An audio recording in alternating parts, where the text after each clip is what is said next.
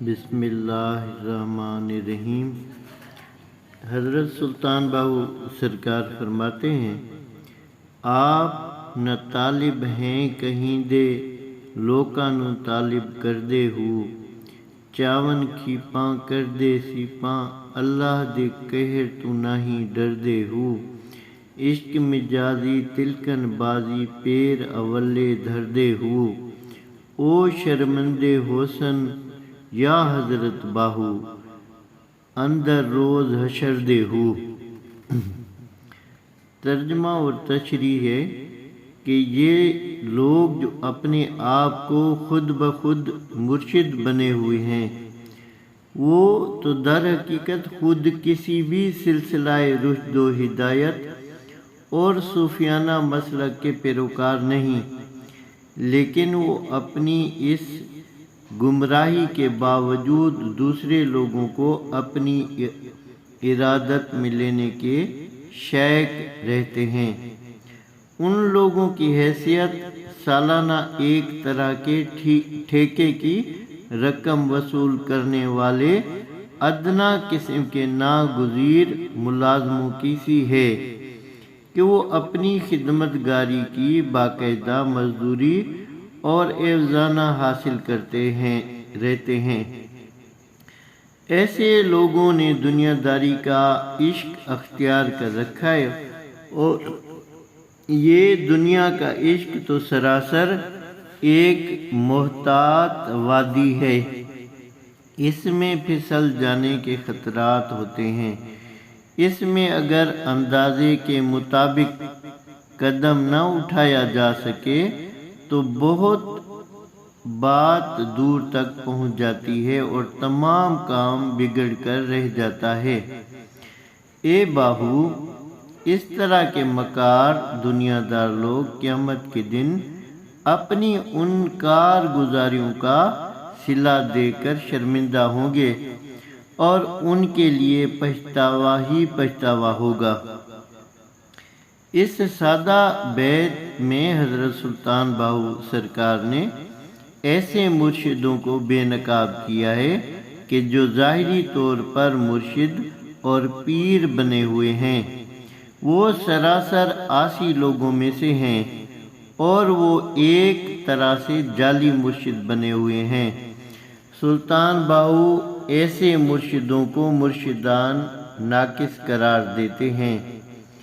یہ مرشدان ناقص گھٹیا لوگ ہوتے ہیں، ان کا دراصل کسی سلسلہ طریقت سے تعلق نہیں ہوتا، انہیں تزکیہ باطن کی نہ تو خبر ہوتی ہے اور نہ وہ اس کی طلب ہی کرتے ہیں۔ ایسے لوگوں نے صرف درویشوں اور صوفیاء کا لبادہ اوڑھ رکھا ہوتا ہے، لیکن اندر سے وہ سیدھے دنیا دار ہوتے ہیں۔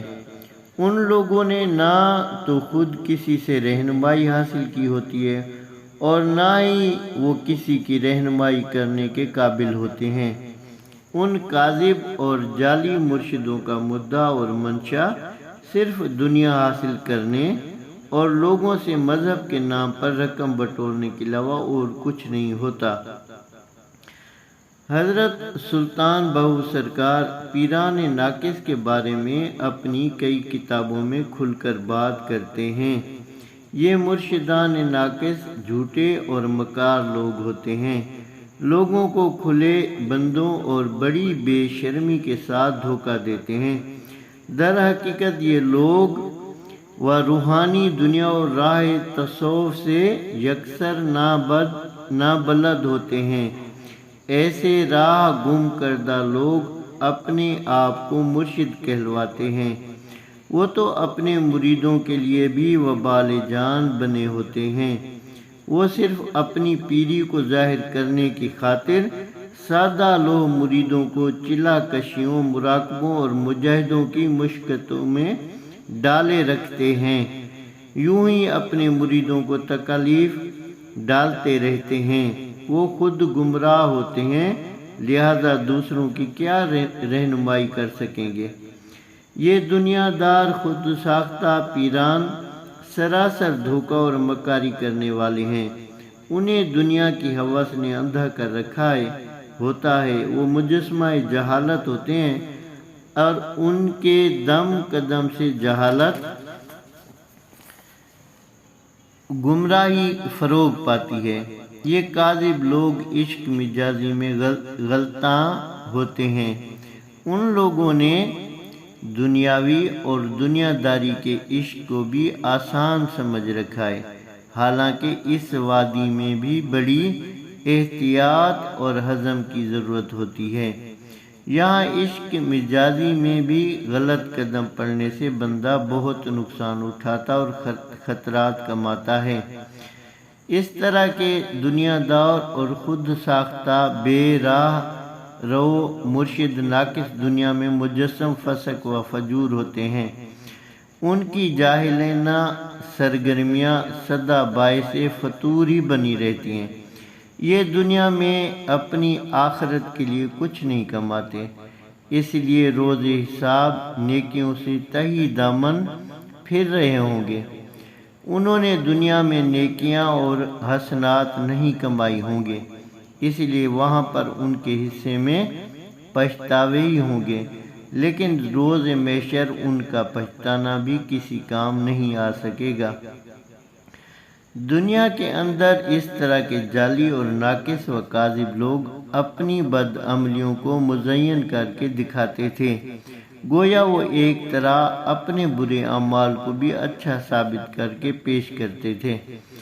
ایسے لوگوں کے بارے قرآن مجید میں بھی ارشاد باری ہوا ہے، لیکن ان کے دل سخت ہو گئے اور شیطان نے اسے ان کے لیے خوبصورت کر کے دکھایا جو وہ کرتے تھے، لہذا شیطان انہیں اپنے کام ریاکارانہ انداز میں بڑے خوشنما اور فریبدہ نظر کر کے دکھاتا رہا تھا۔